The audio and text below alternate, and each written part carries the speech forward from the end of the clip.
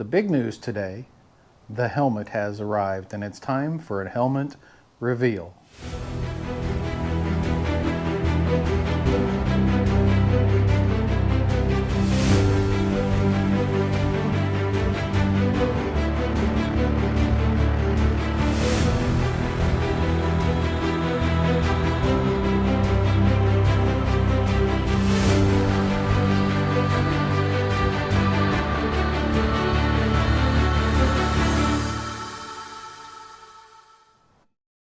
Hey channel, welcome back. A couple updates today.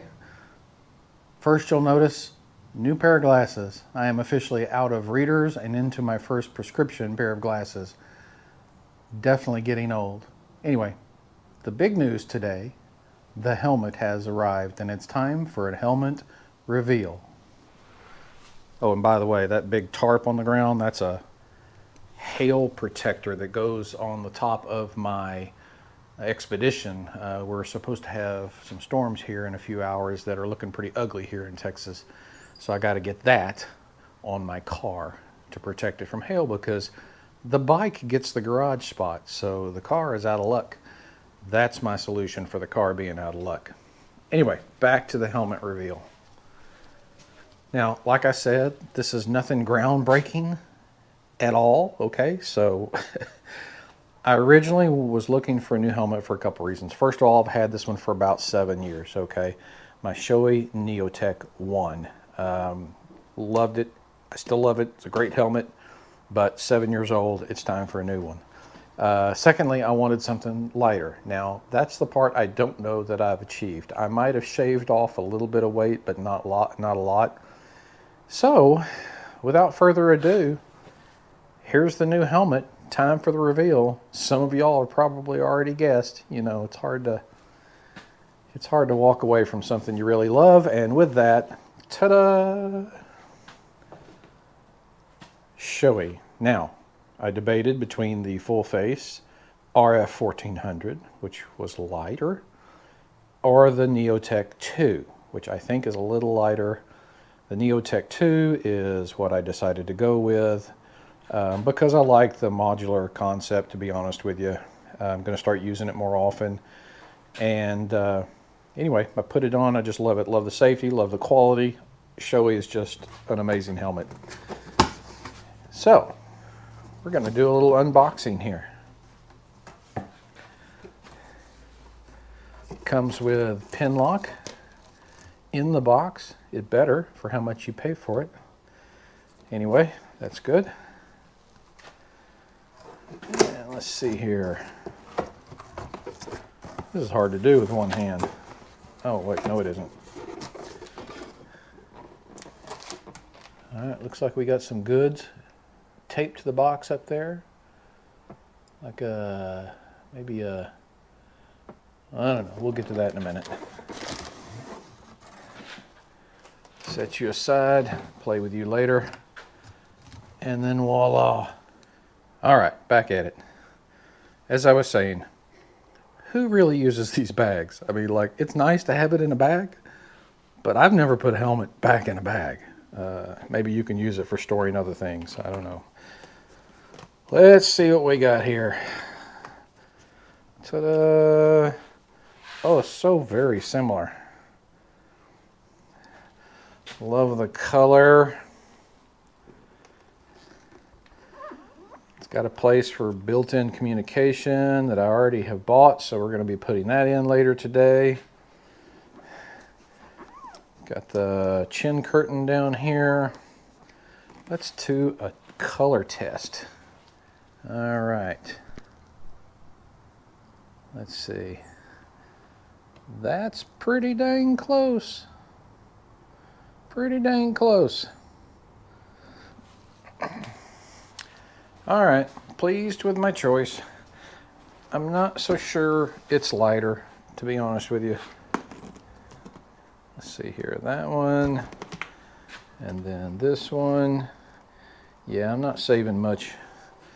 Not saving much in the weight department. But there she is. Time to get some things installed on it. All right, well, let's take a little time and compare the Neotec 2 to the Neotec 1 and see what upgrades we have. All right, we'll start in the front. We're going to start down here in the chin. Neotec 1 had this sort of click down, click up air vent. It was fairly easy to find, easy to understand. While over here, I've heard it called the catfish mouth. It's got this, I think, much easier air vent. And I've been told it lets more air in. There's more direct path for air to get in, and it sends some of it to your face and sends some of it up on the shield to defog the shield if necessary. Looks like the latch to pull up the chin bar is about the same. Okay. I'm going to pull them out here for a second. You'll see that the Neotec 2 has these little spoilers around the chin, and again, you know, there's some aerodynamics happening here in the back, whereas this was pretty much just flush. They say that directs the air around the helmet easier, makes it more aerodynamic, and makes the helmet actually feel lighter when you're at speed. I hope that's the case. I could use a little feel lighter. And up here, the vent has been widened, and it's bifurcated. It's got a little ridge in there that sends air two different directions. That's a little different than the first one. The operation of open close is the same. You got open and close. Pulling it up opens it, pulling it forward closes it, and that has two settings on the old helmet. I think it has two settings on the new one. 1, 2. Yeah, it's got two settings also. I don't know that on the old one I ever used the middle setting. I just either had it all the way open or all the way closed. What else? Looks like the face shield is a little different in its shape. Pin lock has been moved back as well as I think the peripheral vision might be a little further back. I'm not sure about that. Okay, I've cracked the face shield to the first indentation, and it looks like this has got quite a bit more gap for the cracked, which I think is going to let too much air in, to be honest with you. I kind of like the old one where, well, see there it popped up. Maybe it's the same. Maybe it's the same. Okay, with the face shield fully up now, the sealing around the face shield is a little different too. On the Neotec 1, the rubber is very thin up here, the pliable rubber. The rest of it's just hard plastic, so there's not much to seal against, although I'll tell you, I never had a problem with water getting in, and I've been in a few rainstorms. But on the new one, it's much beefier, it's much thicker. Again, and this is not quite as hard plastic. Feels like this is, yes, a little bit rubbery here too, and across the bottom. So I think the seal's going to be better. Probably helps with the quietness. I don't know if you can see the pads here in the garage, but it looks like, and it may be just from years of wear, those have been compressed. These are a little thicker, although it's the same size helmet. So I think it's just that these are new. And there's my old Cena 10U communication system. You'd hold both those down to turn it off, press them both down again to turn it on, and the plus and minus for the volume. And then it has a little internal microphone in here. Pretty much the same deal is going to happen here once I get it installed. I'll show you. I think that's about all the differences from the front. Let's flip them up. All right, I've got these flipped up bottom side showing, and Shoei's done a really good job of making the Neotec 2 a little more soundproof, and they've done that by extending these curtains at the base of the padding, both around the back of the neck and around the side, and then the chin curtain. This had a chin curtain. I took it out. I may end up and take that one out too. But you can just see the hole that your head goes through is a lot skinnier, fits tighter around the neck. It's supposed to help make it a quieter experience for you. There's the old battery for the Sena 10U. The new battery will clip in here, very similar. The chin strap was a double D-ring, which has always been a tried and true, and I believe is probably the safest still option today. Whereas the Neotec 2 has this, they call it a micro ratchet, which I know a lot of helmets are going to, and that's you know, you hear pros and cons on these. I think they're going to be okay. I think the safety is there. I like the ease of getting it latched up, so we'll see. Talk to me in a month or two after having used it to see what I really think about it. But that's the underside. All right, here it is with the modular piece lifted up. The only thing I can tell you about this one is this seemed a lot more smoother and easier to lift up than this one. Both of them, neither one of them are hard to lift up, but this one is very much more smooth and almost would, yeah, see, it just almost would fall if it's not in the locked position. And I believe this one has that locked position and then a second locked position. Let's see here.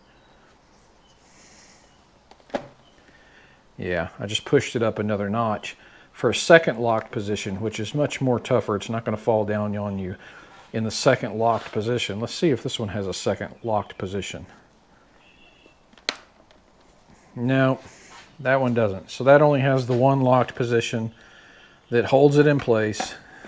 This one has two. And see, once that one was out of the locked position, it would fall down too. That one just seems a little, I don't know, stiffer. Maybe it's just age. Kind of like me. All right. Let's take a look at them from the side. All right, here they are from the side. I've been told that the shield mechanism here is a much better mechanism, although they look very similar. The inner shield for the sun visor is a little lower on this bike and maybe easier to get a hold of. There was a number of times where I find myself searching for this one. Hopefully this one will be easier to find. It's lower towards, you know, the communication system over here. It's lower on the helmet. Let's see here. The rear looks a little lower back here, this spoiler, but this has a lipped spoiler and a permanent open position on this back vent, whereas this one was an open and close manually. And no, it didn't lift up, but so no spoiler back there. Again, that's supposed to help with aerodynamics. Yeah, that face shield is a little different shaped, you can tell. Just a little different shaped. All right, let's see if there's any differences from the back. All right, here it is from the back. And again, aerodynamics. The back of the Neotec 2 is flared out at the bottom, I think to help with drag in some way, whereas Neotec 1 is not. That is just the connection for my brake-free light, which, by the way, I might be selling if anybody's interested in buying from me. I'll sell it to you for half price. I used it literally a handful of times. It's brand new, but I just can't be adding any more weight to an already heavy helmet, so I won't be using it. That's about all the differences I see from the back, besides the scuff marks and the bug marks on the front from years and years of use. Color's very close. The new color kind of pops a little, but that's just because it's new and it's my imagination. All right, now from this side I want to point out a little difference in the visor. With the original Neotec, there is a gap right here that creates drag. The wind gets in there and it creates drag. Whereas in the new visor, they've sort of angled it back and made it seal completely. There's absolutely no gap in here. And again, that's for aerodynamics. So anyway, that's from this side. I think that's going to wrap up the compare for now. I'm going to work next on getting the communication system installed. So if you don't care anything about that, thank you for watching so far. You can opt out of this next segment by hitting like and subscribe. No, I'm kidding. I would like you to like and subscribe, but you can just close if you're not interested in how the new Sena communication system fits into this helmet. I'm going to install it. If you're not interested in that, you can bow out now, and I'll see you on the next one. Okay, here's what was in the little plastic pouch. Looks like we have a breath guard that I'll never use. A couple extra pin locks in case the ones on there break for some reason, with some instructions that I'm sure tell you how to put it in. The obligatory stickers that you get with just about anything you buy with motorcycle parts these days. A tool that's going to help me remove those plastic pieces where the communication system slides into. 2 very thick owner's manuals. How to use your helmet properly. Instructions for use. I'm not sure why we need 2, but there's 2. And then some silicone oil for something, probably a hinge somewhere if I was betting. We'll figure out what to do with that too. All right, well, let's get this communication system installed.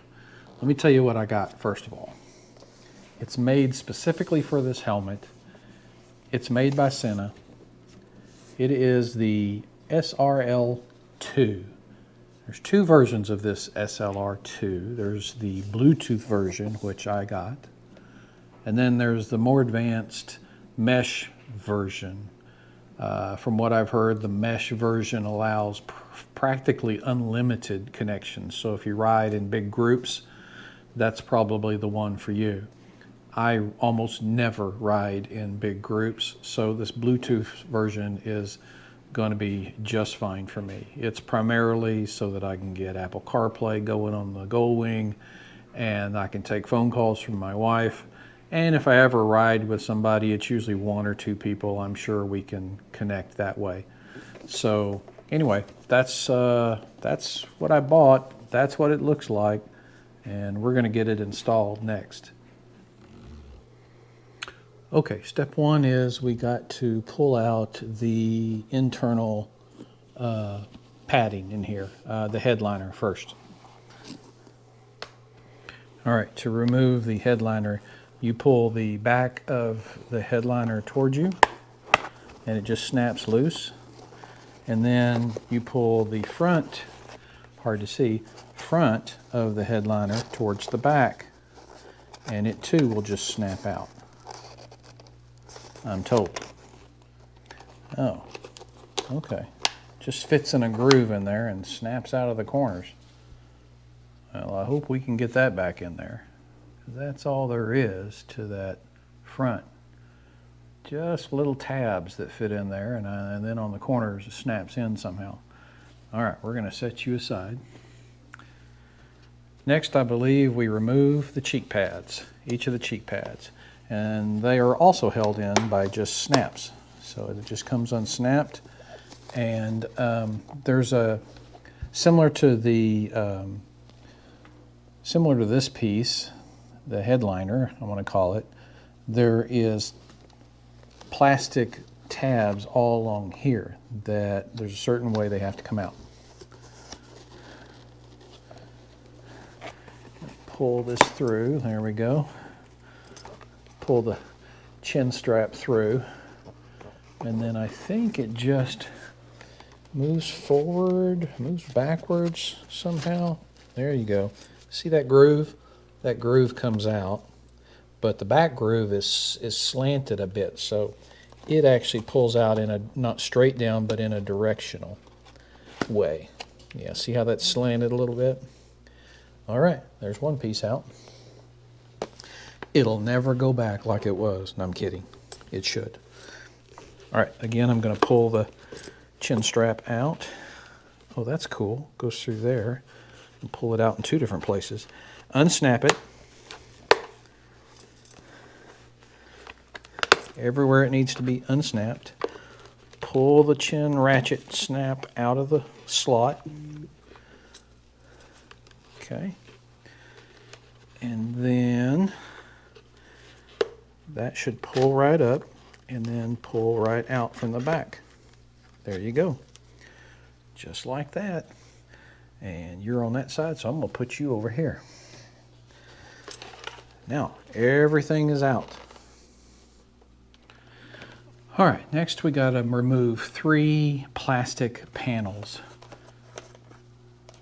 One on this side here, one in the back where the battery unit goes, and then the same one on the other side. They're just plastic panels, and inside the helmet kit you get this tool that helps you remove these panels. You press down on the tabs, they should just snap right out.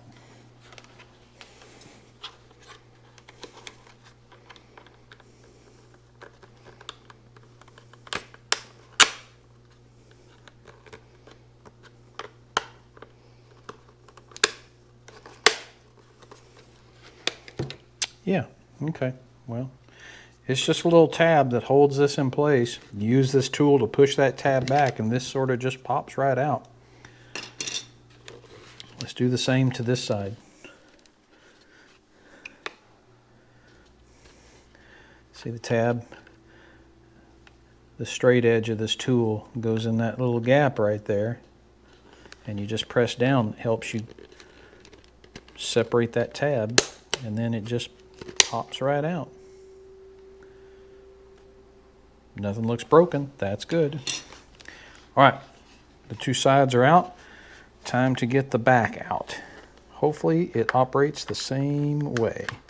Oh, even easier. That tab is big, so that's going to come right out. Okay, there's that tab. Now we have our 3 tabs out. I think I need to pull that out because the battery is going to slide all the way in there.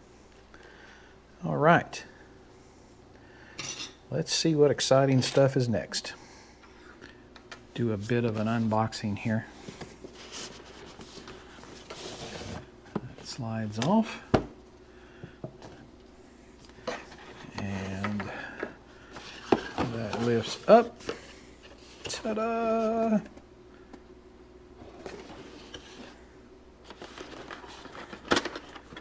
Two very familiar triangle-like pieces, followed by some speakers and then a trailing battery piece.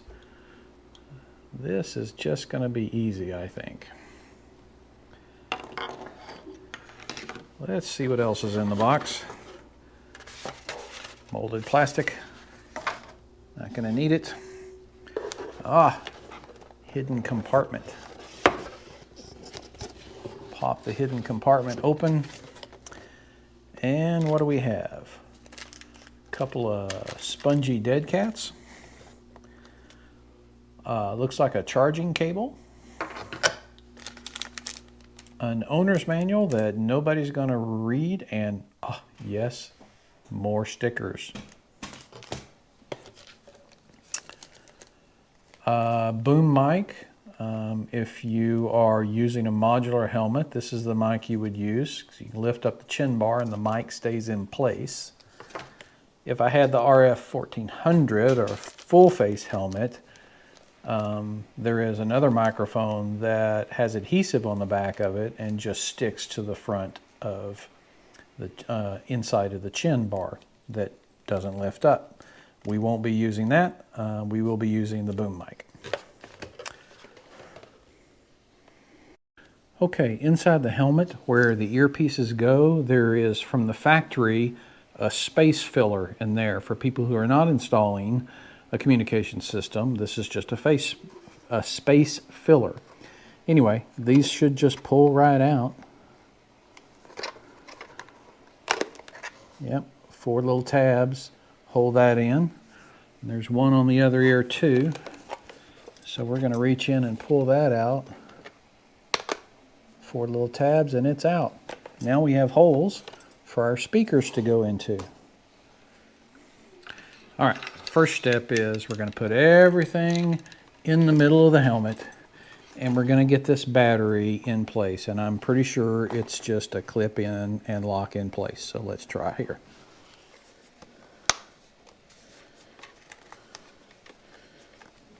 Yep, that's what it looks like, clipped into place. And we're going to find a place for these wires here in just a minute, but it clipped right into place, no problem. And that looks like the charging, yep, the charging port, covered by a little rubber seal there. That's good. Okay, now we're going to work our way forward. Okay, one little update. There's a rubber piece along this edge that you need to make sure is on the outside of the battery that you stuck in there. A minute ago I had the lip of the battery on the outside of this rubber. So you just use your fingernails and lift that rubber out around, see, around the battery case. Can you see that? Yeah. Okay. And then that is in place. Clicks in. Gonna get all these wires tucked in underneath here. Okay. All right. Next, we're going to install the little triangle pieces in the side. One looks to be the antenna that goes on the left-hand side of the helmet. Should just click into place somehow. Oh, it looks like it clips in and then slides down somehow. Okay, the trick to that was you don't try to push it in place this way. You fit it in this way and push it that way to click it in place. There are grooves that it fits in when you bring it in from this side instead of bringing it in from this side. You bring it in from here and push down this way rather than pushing down this way, and it clicks right into place. We're going to do the same thing with the other side. There are grooves, I don't know if you can see it here, grooves right here and right here, little plastic tabs on the back that just slide right in, and then you can click it down. All right, to further clarify, you know, I said it does not go this way, it goes down, but it actually doesn't go straight down, it goes this way. You're sliding it in this way and clicking it down towards the lever here, and it clicks into place. Okay, cool. Got a little plus and minus here. I'm sure this is all the controls, easily found over here by your shade. All right. Next, we're going to put in the speakers. Okay. There is a place for them and a channel for the wires. The channel for the wires goes right up here. So, first thing we're going to do is get the speaker in place. And again, it has 1, 2, 3, 4 tabs. 1, 2, 3, 4 tabs. It's going to go in and twist, I believe, in place. And then we're going to make sure that the wires are in the little grooves. Maybe it just snaps into place. Well, it helps if you get it in the right direction. I'm about to put the speaker towards the outside of the helmet. There we go.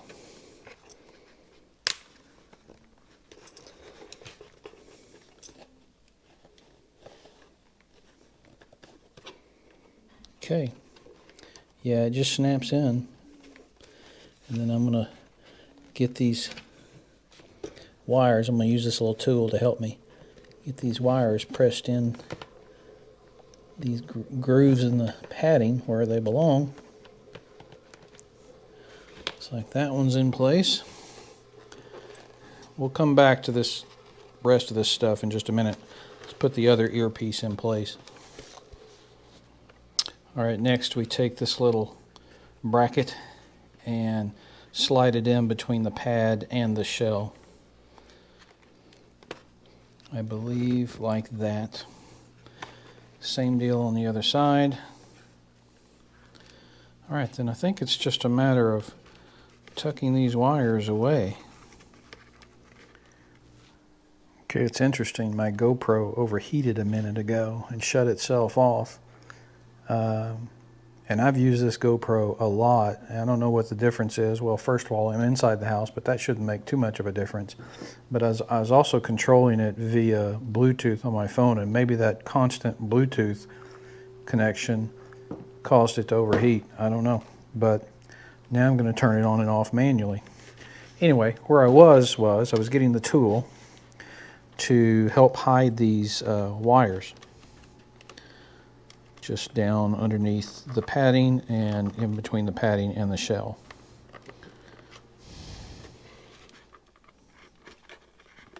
I'm going to edit most of this out, but I'm just using this tool to push those wires as far underneath as I can. And next we reinstall the pads, minus the ear pads. All right, before we put the pads in, we need to put the boom mic in, and it's got a specific slot for it right over here. I don't know if you can see this. Right along here, this little channel, the wire fits in, and there's tabs. See, there's tabs back here, and tabs right here, rather, that fit in, and you just tuck the wire in that groove. But I've got to plug it into, I think, the earpiece here. Okay, it's on the right-hand side speaker that this boom mic connects to. There's grooves on both sides of the helmet, but on the right-hand side is the connection for the boom mic onto the speaker. So before you snap the speaker in place, connect the boom mic to the connection here. And it should only go one way. Okay, connected. Now we snap the speaker back in place.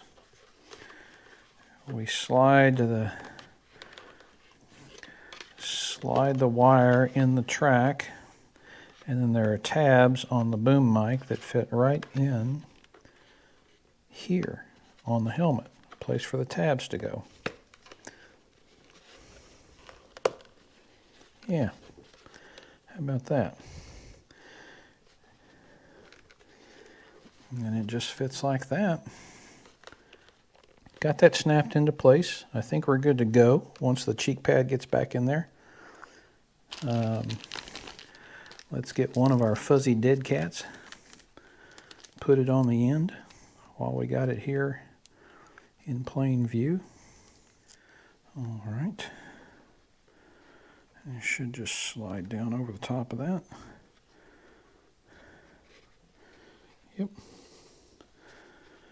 Just like that. And we'll keep the other one for when we need it later, if we need it later. All right, now let's get all of the padding back in. Starting with the cheek pads. You're going to slide them into those slots first and then snap them down into these snaps.